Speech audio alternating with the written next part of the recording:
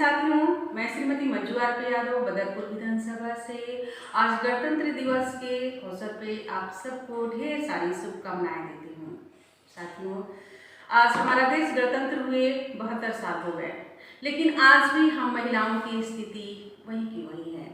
सिर्फ अगर एक सुरक्षा की बात करें तो आज भी हम महिलाएं चौथे नंबर पे आते हैं।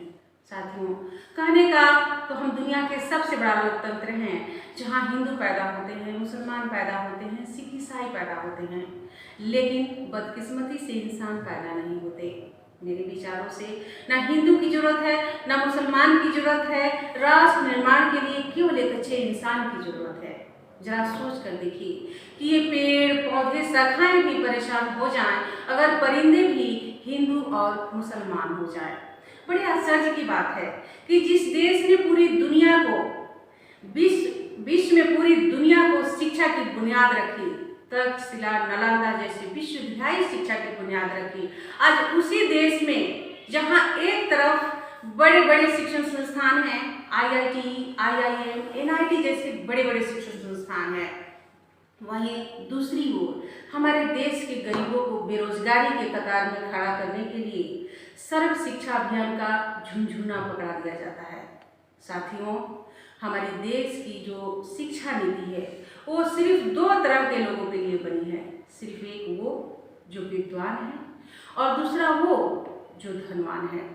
साथियों, आज मैं दिल्ली में आम आदमी पार्टी की सरकार को मैं उदाहरण देना चाहती हूँ कि शिक्षा के क्षेत्र में हमारी सरकार ने जो क्रांति लाई है, ये पूरे देश में हर राज्य को इस पे अमल करना चाहिए, क्योंकि साथियों आज शिक्षा के बिना हमारे देश में कुछ भी संभव नहीं है और उसी दिशा में अन्य देशों के अलावा हम लोग पिछड़ रहे हैं।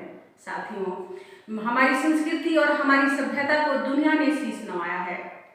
साथियों, हमारा राष्ट्र निर्माण तब संभव होगा जब हम महिलाओं की पूजा नहीं उनकी इज्जत की जाएगी। हमारा राष्ट्र निर्माण तब संभव होगा जब स्वयं रक्षा अभियान साकार नहीं बल्कि सड़क पर चलने वाला हर एक नागरिक हाथ बटाएगा। हमारा राष्ट्र निर्माण तब संभव होगा जब हमारा स्वच्छ भारत स्वच्छ बात को स्वच्छ दिल से अपनाएगा। साथियों, असल मायने में हमारा राष्ट्र निर्माण तब संभव होगा जब एक गरीब का बच्चा मध्याह्न भोजन के लिए नहीं बल्कि शिक्षा के लिए, ज्ञान अर्जन के लिए सरकारी स्कूल की चौखट पे पहला कदम रखेगा। साथियों, बड़ी बड़ी बातें नहीं, छोटी छोटी कोशिशें करनी होगी, क्योंकि ठोकर में बड़े बड़े पहाड़ों से नहीं छोटे छोटे पत्थरों से लगा करते हैं। साथियों, I being an Indian, I being a simple daughter of this motherland, we proud to be an Indian. साथियों, हम सब मिलकर अगर प्रयास करेंगे तो ये बात ज़्यादा दूर नहीं है, क्योंकि सिर्फ एक आदमी का प्रयास करने से नहीं होगा। मैं, आप, हम सब मिलकर प्रयास करेंगे तब हमारा राष्ट्र निर्माण संभव है। साथियों, मैं सैल्यूट करना चाहती हूँ अपने देश के सरहद पे दिन रात मेहनत कर रहे उन जवान भाइयों को। मैं सैल्यूट करना चाहती हूँ अपने देश के किसान भाइयों को। मैं सैल्यूट करना चाहती हूँ अपने देश के हर उस गरीब व्यक्ति को, हर उस व्यक्ति को जो पूरी मेहनत, पूरी ईमानदारी, पूरी लगन के साथ अपने देश की सेवा कर रहे हैं।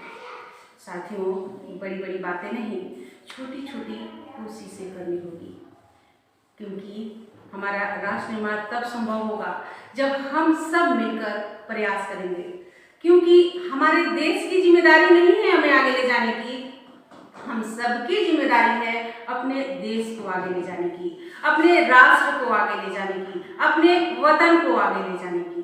तो साथियों, अंत में मैं यही कहना चाहती हूँ कि हमारा हिंदुस्तान महान था, महान है और महान रहेगा।